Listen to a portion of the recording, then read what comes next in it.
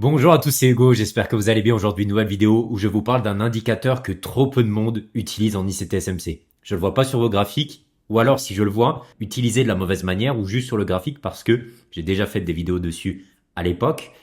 Mais il faut savoir l'utiliser de la bonne façon. Et aujourd'hui, c'est ce qu'on va voir.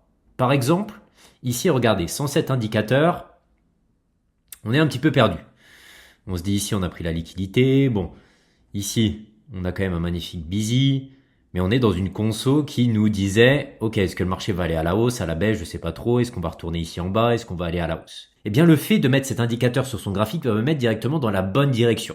Car là, je me pose uniquement que deux questions. Est-ce que le marché a plus de chances d'aller chercher cette liquidité ou d'aller chercher celle-là? C'est aussi simple. Vous voyez, là, je me soucie même pas des petits bas, je me soucie même pas ici en une heure, parce qu'il y en aura un million, de cette liquidité-là, de celle-ci, on peut en trouver 10 000, de celle-ci ici en bas à gauche. Non, vraiment, là le marché me donne deux liquidités qu'il va aller prendre, c'est certain.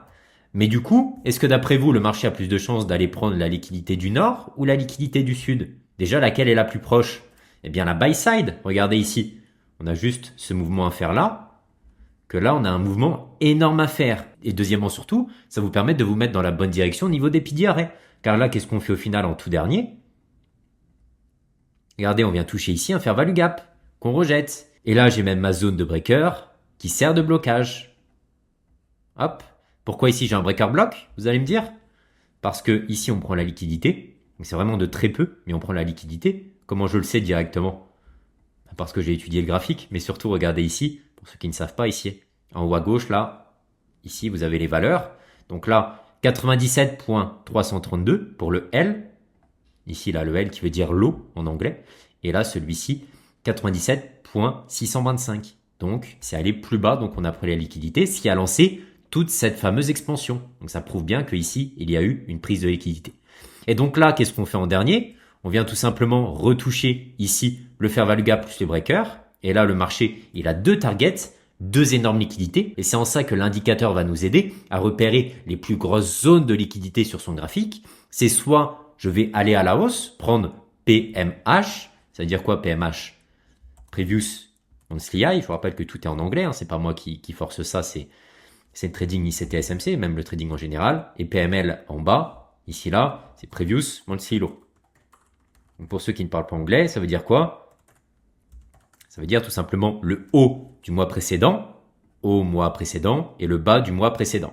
Ok? Et donc là, pour vous, quelle est la liquidité? Parce qu'encore une fois, il me sert à quoi cet indicateur? Il me sert à montrer où sont les pools de liquidité les plus importants sur le marché. Encore une fois, c'est pas ici, c'est pas là, c'est pas là, c'est pas là, c'est pas là, c'est ici. Vous en avez deux, c'est là où le marché va aller, soit au nord, soit au sud. Et donc là, quand vous avez votre prise de liquidité, l'expansion plus ici une zone de support, il est tout logique que le marché va aller donc chercher ici cette zone de liquidité. Donc ça peut vous servir de target, ça peut vous aider à prendre plein de trades et ça peut vous donner aussi une magnifique sortie. Et donc là, qu'est-ce qu'a fait le dollar index? On est en daily ici. Qu'est-ce qu'a fait le dollar index, le DXY? Il est donc allé prendre ici cette liquidité. Ok? Il est donc bien parti à la hausse. Donc là, on voit clairement le modèle. Encore une fois, prise de liquidité avant de partir, on crée une énorme expansion, on retrace l'expansion dans des zones clés et on continue ici la nouvelle expansion. Mais regardez sur cet exemple, encore une fois très intéressant. Et vous inquiétez pas, je vais vous donner après l'indicateur. Regardez ce qu'on a fait avant de lancer cette expansion. Je vais vous enlever l'indicateur. Là, comme d'habitude, et regardez, je suis en une heure, mais on a exactement la même chose en daily. C'est toujours les mêmes patterns et c'est ce que je recherche, moi. Des prises de liquidité dans mon sens qui vont envoyer. Regardez, c'est exactement pareil. Prise de liquidité, énorme displacement. Ici, prise de liquidité, énorme displacement. Vous savez quoi faire par la suite. Et donc là, regardez. Là, on a pris une liquidité. Vous allez me dire, on a pris un swing low, on a pris un bas. Donc là, on clôture à l'intérieur et on lance la fameuse expansion. Vous allez me dire, c'est bien, c'est une prise de liquidité classique. Eh bien non. Regardez, je vous mets l'indicateur. Quelle zone c'était? C'était Previous Daily Low. Donc encore une fois, une liquidité super importante. C'est pas n'importe quel bas. Regardez, c'est pas ce bas. Je vais aller en M30. C'est pas ce bas ici. C'est pas le bas là-bas, qui n'a rien à voir, c'est pas le bas ici, c'est un bas spécifique. Pourquoi? Parce que c'est le bas du jour précédent. Regardez si je vais en daily. Qu'est-ce qu'on a fait? Daily, c'est graphique journalier. Qu'est-ce qu'on a fait? Ici, j'avais ma bougie du jeudi. Donc là, regardez, je suis en graphique journalier. Je mets le plus haut et le plus bas du jour précédent. Et qu'est-ce qu'on a fait? On a pris la liquidité du bas et on a rejeté. Et donc, si je vais sur le 1 heure, ça correspond exactement mes traits là où sont les traits de mon indicateur. Donc là, PDH, qu'est-ce que ça veut dire? Previous Daily High. Le haut du jour précédent. Previous Daily Low, le bas du jour précédent. Et avant que je vous explique un petit peu plus ce concept en profondeur, regardez ce qui est important. Qu'est-ce qu'on a fait? Donc là, on a le dollar index à gauche. On vient prendre Previous Daily Low. OK? Et là, à droite, j'ai euro USD. Qu'est-ce qu'on fait? On ne prend pas Previous Daily High. Donc là, ça répond à deux choses. Premièrement, il est important de regarder le dollar index. Parce que je vois encore trop de personnes trader le forex, les paires majeures sans regarder le dollar. Je ne comprends pas, c'est lui qui vous donne la direction. C'est lui qui vous montre tout. Et ça permet aussi de repérer les SMT. Donc SMT, c'est-à-dire qu'il y a une divergence. Pourquoi? Parce que là, on prend le plus bas, alors ici, on ne prend pas le plus haut. Et normalement, les deux sont toujours liés. Ils font toujours les mêmes mouvements. Ce qui nous indique qu'on est dans une zone de retournement. Et regardez ce qu'on fait après. Et pourquoi euro est bien plus baissier que le dollar. Donc là, vous ne le voyez pas sur le graphique, mais à droite, qu'on a fait plus 0,64 sur la journée. Et euro a fait moins 0,76, donc beaucoup plus baissier. Pourquoi? Parce que ma SMT divergence me le disait. Ici, on n'a pas pris la liquidité. Et donc, euro, la monnaie de l'euro, est beaucoup plus faible que le dollar. Et donc, la chute sera encore plus forte. Donc, vous avez vu? Ici, l'indicateur vous permet de repérer facilement les SMT grâce à ça. Et aussi, surtout, il vous montre les liquidités importantes. Ici, Previous Daily Low, c'est une liquidité importante. Pourquoi c'est une liquidité importante? Parce que c'est une liquidité temporelle. Et ça, c'est les liquidités les plus fortes sur le marché. Encore une fois, c'est pas ce plus bas ici. Des fois, on me demande, Hugo, je mets quelle liquidité sur le graphique? Je mets ce plus bas, je mets ce plus bas, je mets ce plus bas, je mets celui-là, je mets celui-là, je mets celui-là, je mets ce haut. Non, vous devez mettre vos liquidités temporelles car le marché ira toujours les chercher. Donc vous avez quoi? On a Previous Monthly High, Previous Monthly Low, Previous Weekly High, Previous Weekly Low, Previous Daily High, Previous Daily Low et Previous Session High, Previous Session Low. Donc là, haut et bas du mois précédent, haut et bas de la semaine précédente, haut et bas du jour précédent et haut et bas de la session précédente. Ça, c'est vraiment les liquidités temporelles. C'est pour ça que London Power Fuse, ça marche bien. Qu'est-ce qu'on fait sur les bas Asia? On prend la liquidité, on se retourne. Ici, qu'est-ce qu'on a fait par rapport ici à ce carré? Encore une fois, ici, vous avez vraiment un carré. On a sweepé et on est parti de l'autre côté. Donc, on s'en sert pour deux choses. Vous l'avez compris, la prise de position. Ici, quand vous voyez par exemple qu'on prend Previous Daily Low, parce que là, je vous remets le contexte sur le dollar.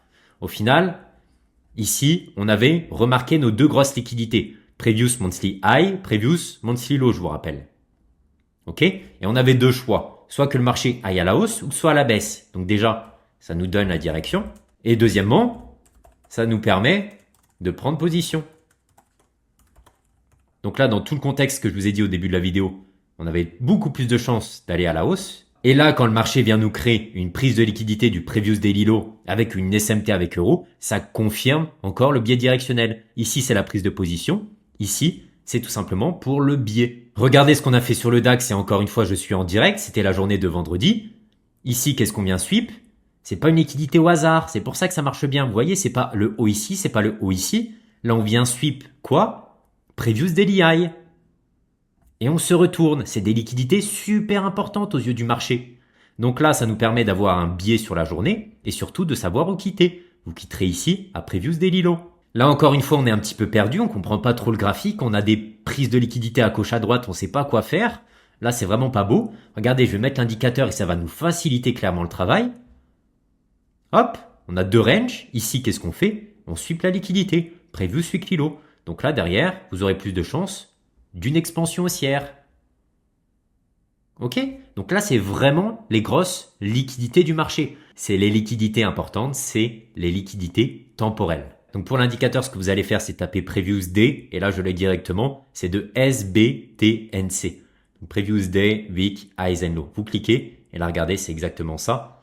Donc là, vous avez le haut de la semaine précédente. Regardez, on va aller dans les paramètres. En noir, c'est le jour. En bleu, c'est la semaine. Et en vert, c'est le mois. Donc là, regardez, on a sweep ici la semaine précédente et on rejette énormément. Là, faut faire attention. On a pris le haut du jour précédent, liquidité importante. Derrière, rejection. C'est une liquidité importante aux yeux du marché. Donc voici l'indicateur. J'espère que cette vidéo vous aura bien fait comprendre que cet indicateur est primordial sur le graphique d'un trader ICT-SMC. Car la base du trading ICT-SMC, c'est la liquidité. Et là, vous avez vraiment les liquidités les plus importantes du marché. Ça nous donne le biais et ça nous donne aussi des prises de position. J'espère que cette vidéo vous a plu. Je vous invite à vous abonner, à liker. C'était Hugo, salut.